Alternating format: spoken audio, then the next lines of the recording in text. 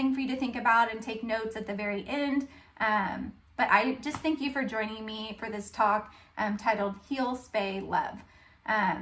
I would have preferred to escape the Texas heat and be there with you, but I'm so grateful for PVMA and the Keystone Veterinary Conference for making this event happen still. I just pray it goes smoother than my daughter's virtual schooling last fall, because that was a mess.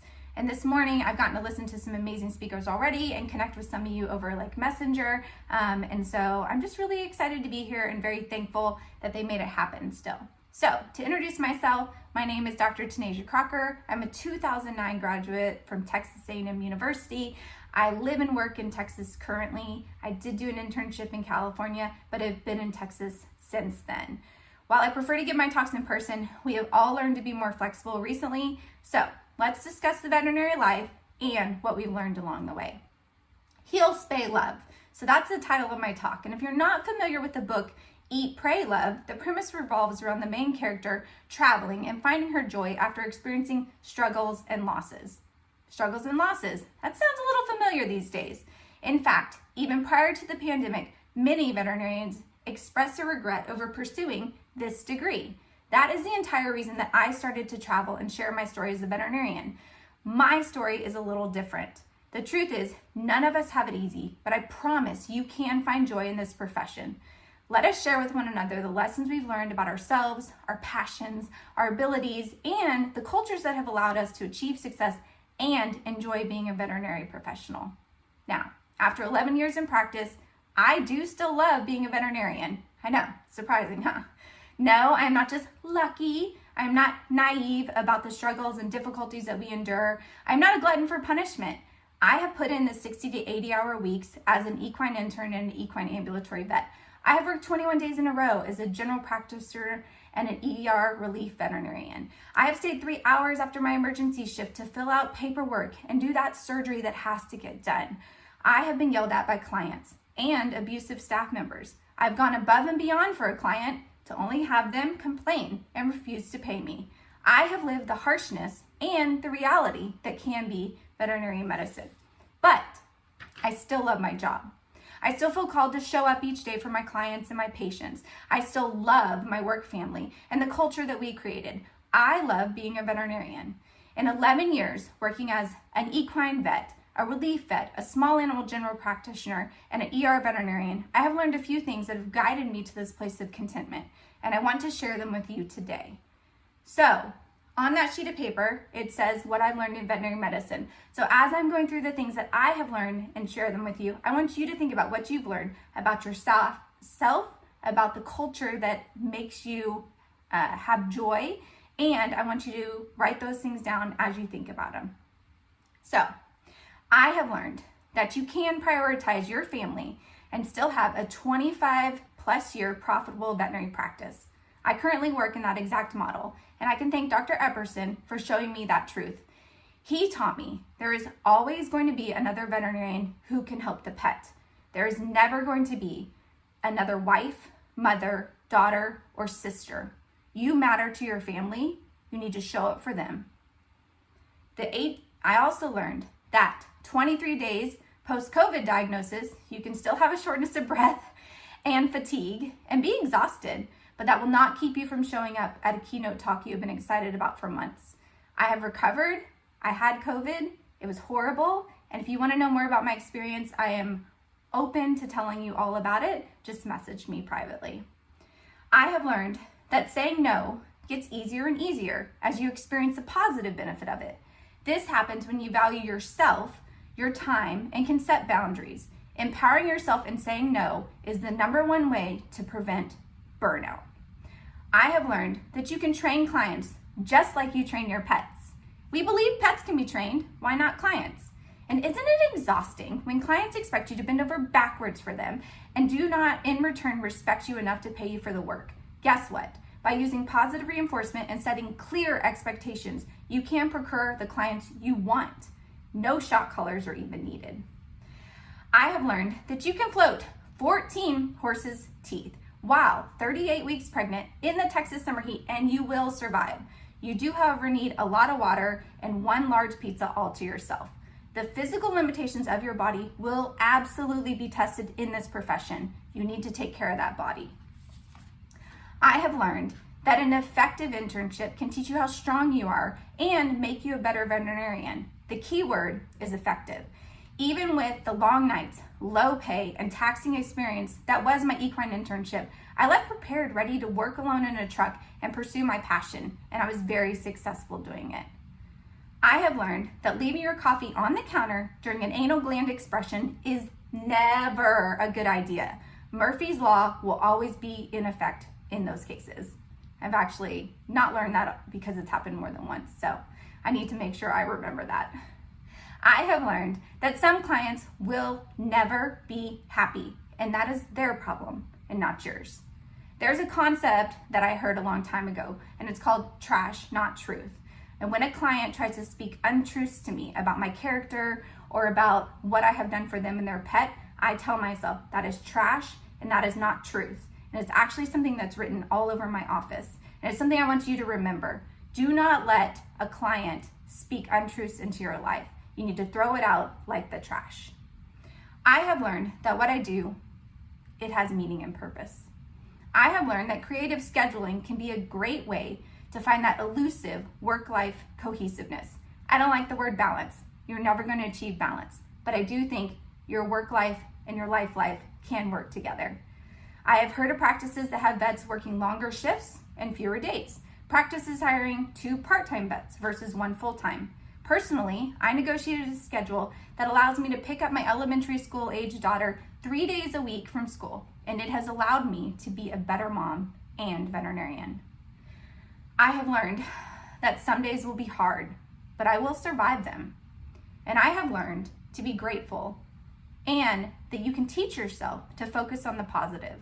By visualizing and listing 3 things daily you are grateful for, it has been scientifically proven that you can rewire your brain to focus on the positive. Just this week, I helped almost 100 pets. And guess what? There was one client that was upset about the curbside protocols that we have going on. In the past, when I was a younger veterinarian, that would have been the focus of my entire week. But now I can let it go and enjoy the other wins that I experienced instead. I have learned that recognizing and empowering your support staff helps raise your profits and efficiency more than punishing and belittling them. Each of my support staff members have individual skills that, when encouraged and embraced, add to the practice culture. Some help with social media postings, others are pursuing advanced imaging certification and fear-free training. Look at your staff and see how you can support them and how you can help them to add value to your practice. I have learned that one negative team member can poison your entire staff. So you need to learn the concept of hiring slow and firing fast. Now, this is a concept that I was actually taught by my husband, who is a serial entrepreneur, and he has owned multiple businesses. And when he owned a ServPro, this is the #1 thing that they talked about: hire slow and fire fast. I know some places it is hard to find anybody to work for you, but I will tell you, if you find the right personality and the right person and you take your time with it, that will be more beneficial to you in the long run. And if someone is not working out and they are poisonous to your staff, they need to be let go. I have learned that a pizza party was an amazing reward for reading when I was in 1st grade, not so much in a veterinary hospital. I feel like that's very self-explanatory. I have learned that there is no room for racism in our profession. None. In fact, studies have shown that having a more diverse team allows you to reach a broader clientele and be more profitable. If you want more information on that and to hear the stories of people in our profession who are struggling, please visit the Multicultural AVMA website. I have learned that there are too many wonderful practices looking for staff. You do not have to stay in a toxic one. Hear me on this. Do not stay in a practice that does not support you and equip you, not just to survive, but also to thrive. I work in one of those practices. I have found multiple practices like that. They are out there. I have learned that the next generation of veterinary professionals do practice different, and we can learn so much from them and their values. I've had the pleasure of speaking to, and more importantly, listening to veterinary students and new graduates, and they are currently experiencing a new normal for both school and in practice. one in which I am unsure that I would have been able to handle well. Profitable. If you want more information on that and to hear the stories of people in our profession who are struggling, please visit the Multicultural ABMA website. I have learned that there are too many wonderful practices looking for staff. You do not have to stay in a toxic one. Hear me on this. Do not stay in a practice that does not support you and equip you, not just to survive, but also to thrive. I work in one of those practices. I have found multiple practices like that. They are out there. I have learned that the next generation of veterinary professionals do practice different, and we can learn so much from them and their values. I've had the pleasure of speaking to, and more importantly, listening to veterinary students and new graduates, and they are currently experiencing a new normal for both school and in practice, one in which I am unsure that I would have been able to handle well. They need us during this time. They need encouragement and guidance. Please be available to them and reach out to them. I have learned that veterinary medicine is an essential service. You are essential. I am essential. And what we do, it matters. How many stories have you had during this pandemic of people struggling and still doing everything they can to help their pet, or their pet's the only thing that they have in their life that gives them joy right now? I think that we need to recognize that and realize the power that we have to affect people's lives by caring for their pets. We are essential. And I have learned that I can survive a pandemic. Well, I guess that one's still to be determined. As a veterinarian, I've been known as many things: Dr. Crocker, Doc, Tanasia, that girl vet, and even Dr. Crockett for those that are hard of hearing. The question is not how I am known, but what I want to be remembered for. I want to be remembered for caring, even when the client did not deserve it. I want to be remembered for giving my team a leader that they are proud of. I want to be remembered for encouraging the next generation of veterinarians to find their joy in this profession. I want to be remembered for shining a light on the darker parts of our profession and bringing us to a better, more inclusive community. Right now, you may just be trying to survive day to day. You may be physically, emotionally, and mentally worn out, and I'm here to tell you that it is normal and you are not alone. In fact, many of our colleagues are in the trenches right there with you.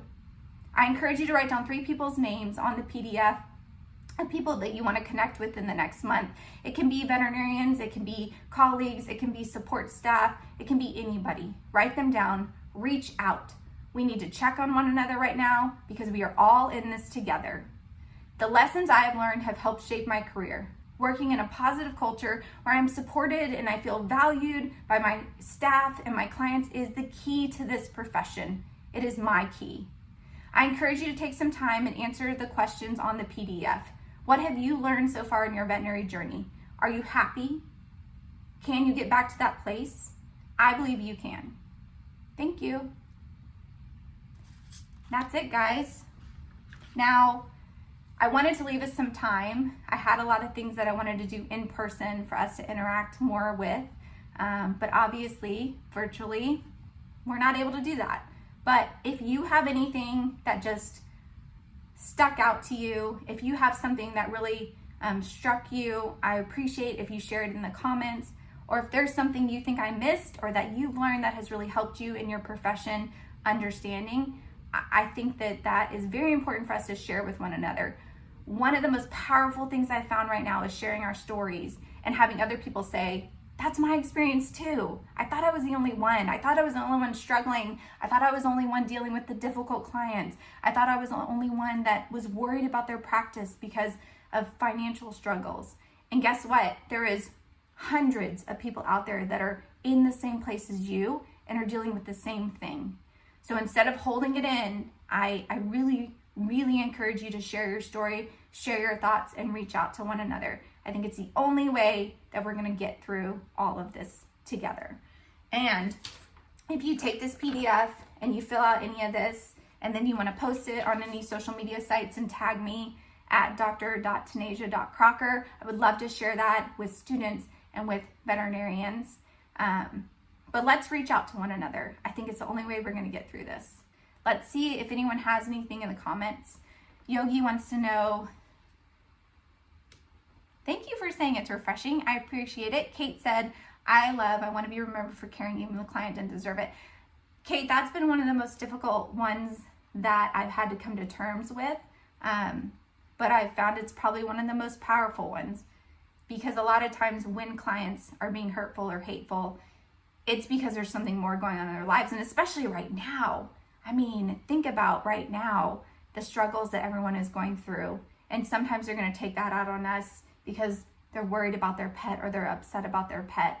Probably the biggest story with this is I had an older man and I diagnosed his dog with kidney disease, and he was just angry and hateful with me and questioning me, and he was being so difficult. And I was struggling with, why is he being so mean? Like, why doesn't he like me? Why is he so mean? And finally he broke down, and the story came out that this was his wife's dog, and he had lost his wife 5 years ago, and his wife made him promise that he would take care of this dog, and it was his last link to her, and he was just scared. Sorry.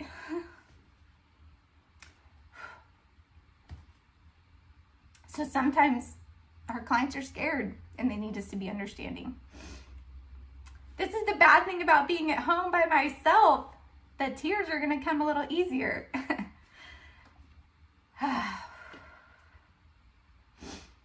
But I think all of us have those stories. And I think if you remember those stories and you really get to the root of the reality of what we're doing and how we can help, I think those are the moments that really get you through this profession. I love what I do. I really do. And I love sharing my story. I love sharing my experiences because this is my reality. My reality is not one of negativity and anger over where I am. This is my reality. So before I keep crying, I'm so sorry, guys. Does anyone have any questions for me about anything? I am an open book. I am happy to share. I think that after 11 years, I've learned some things. I've learned some things the hard way, but I've also learned some things the great way. Glenn, 45 years in practice? Oh my gosh, that's amazing. That makes me so happy. 11 years, honestly, it seems like it's flown by. Andrea, thank you for saying that you are glad I'm feeling better. I wanted to memorize this talk. I had to use notes, but guys, I was in bed for 2 weeks with COVID. I mean, I wasn't functioning. I was in a lot of pain. It was rough. So I am sorry that I didn't memorize it, but hopefully it still made sense to everybody. Iris, yes. Bonnie, thank you. I like being honest. Sometimes I'm a little in your face about things, but I think that being honest and sharing our experiences is one way to help everyone understand that we are people and we all struggle, and what we do is definitely worthwhile. So if you guys ever want to share your stories with me, if you just want to connect, I would love that. I am on social media, and I like to hear other veterinarian stories because I speak a lot to students and new graduates, and I really like to support and encourage them. So anything you ever want to share, or if you are willing to reach out and help mentor students or new grads, I think that we can really help the next generation, and they are really struggling. I mean, most of them are in virtual classes. They're not getting hands-on experience.